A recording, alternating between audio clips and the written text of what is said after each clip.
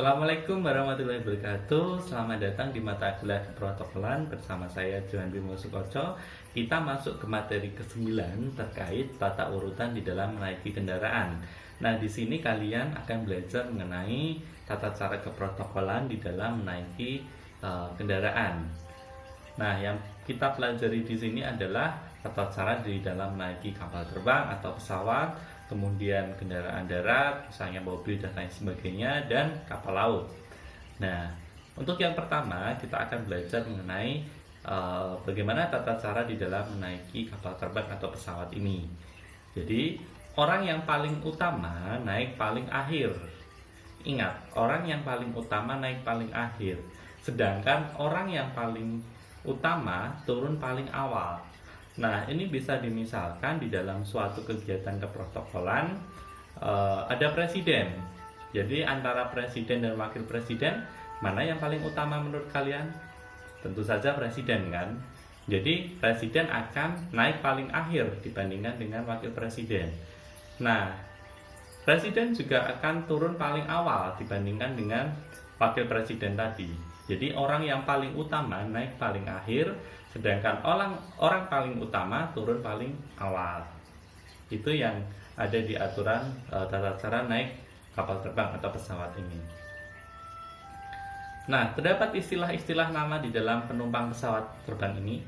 Misalnya VIP, Very Important Person, misalnya presiden, wakil presiden. Kemudian CIP, Commercial Important Person, misalnya direktur perusahaan, artis, atlet, dan lain sebagainya. Kemudian wheelchair baggage, yaitu penumpang yang memerlukan kursi roda, penanganan tertentu, difabel misalnya. Kemudian obesitas passengers, penumpang dengan obesitas. Jadi biasanya kalau memerlukan kursi yang lebih luas dibandingkan penumpang yang lain. Kemudian inadmissible passengers atau INAD, yaitu penumpang yang ditolak masuk ke sebuah negara, misalnya dikarenakan permasalahan paspor palsu, kriminal, paspor habis, dan lain sebagainya. Dan ada pula deportasi passengers, penumpang yang diusir di suatu negara, misalnya penyalahgunaan visa dan lain sebagainya. Jadi itulah istilah-istilah di dalam penumpang pesawat terbang yang perlu kita ketahui. Ada VIP, Very Important Person tadi. Penumpang VIP ialah penumpang yang memiliki prioritas utama yang berkaitan dengan kedudukan atau jabatan dalam pemerintahan, sehingga memerlukan penanganan khusus atau istimewa dibandingkan dengan yang lain. Tadi disebutkan ada presiden, ada wakil presiden misalnya. Contoh yang lain yaitu kepala pemerintahan, kepala negara, raja ratu, presiden, perdana menteri, kanselir, menteri, gubernur, duta besar, panglima angkatan bersenjata, ketua MPR atau DPR, dan lain sebagainya. Nah, penumpang VIP ini beserta rombongannya harus mendapat tempat duduk di barisan terdepan dalam sebuah pesawat. Penumpang VIP boarding belakangan setelah penumpang yang lain sudah naik dan di tempat tujuan turun terlebih dahulu. Kemudian penanganan penumpang VIP dilakukan dengan kerjasama yang baik antara pihak protokoler dengan pihak ground staff. Nah, yang kedua adalah tata cara naik kapal laut.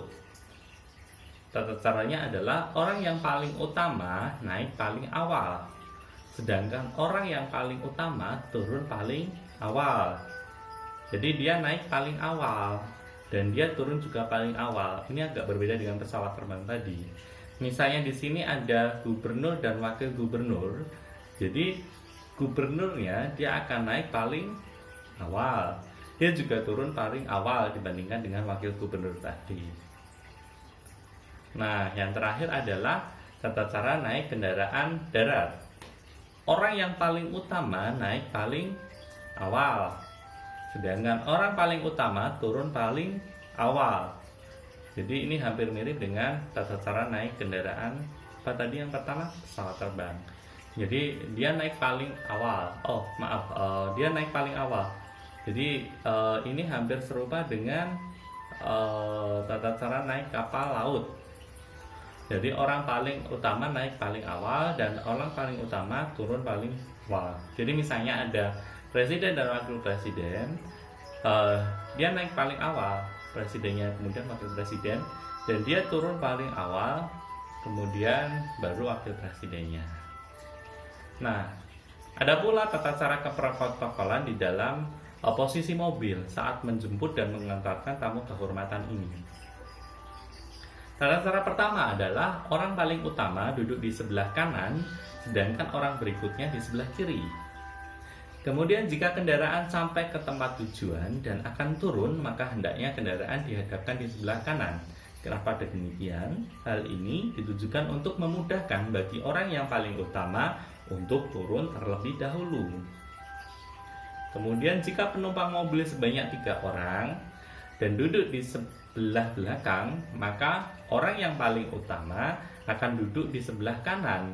Kemudian orang yang kedua duduk paling kiri dan orang ketiga duduk di tengah. Nah, berikutnya, jika mobil dimungkinkan diduduki oleh lebih dari 5 atau 6 orang karena ada tambahan bak di tengah, maka bak yang di tengah diduduki oleh orang yang paling rendah kedudukannya.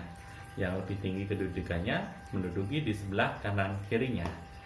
Nah, itulah yang materi yang bisa kita pelajari hari ini terkait tata cara naik kendaraan. Selamat belajar. Assalamualaikum warahmatullahi wabarakatuh.